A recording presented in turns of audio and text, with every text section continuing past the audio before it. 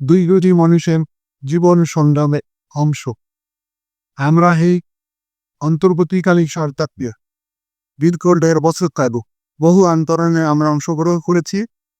সেই অংশগ্রহণের মধ্য দিয়ে সরকার আমাদেরকে বারবার আশ্বস্ত করেছিল যে তারা মহাপরিকল্পনার কাজ শুরু করবে।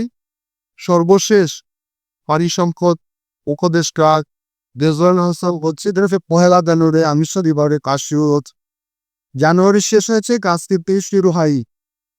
আমরা আশা করি এখন নির্বাচন যেহেতু চলমান, আশা করি এই সরকার কতটুকু করে আমি জানি না।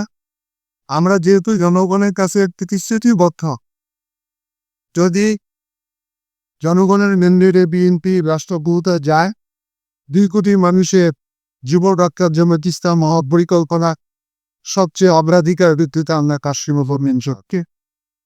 আর নির্বাচনের ক্ষেত্রে প্রশাসনের কিছু কিছু ফ্যাসিস্টের লোক তো এখনো বর্তমান, তাদের কিছু কিছু আমরা আশা করি অনেক রক্তপাতের মধ্য দিয়ে জাতি একটি শান্তিপূর্ণ অবাধ প্রতিযোগিতামূলক নির্বাচনের আকাঙ্ক্ষা নিয়ে অপেক্ষা করছে, যাতে নির্বাচনের কারণ হারণে বিনন্দিত না হয়, কোনো ষড়যন্ত্র যাতে নষ্ট না হয়, সেই জন্য আমাদের সবাই সজাগ থাকি এবং ইলেকশন কমিশন আমি দেখো এই ব্যাপারে ওনারা যেন নজরদারিতা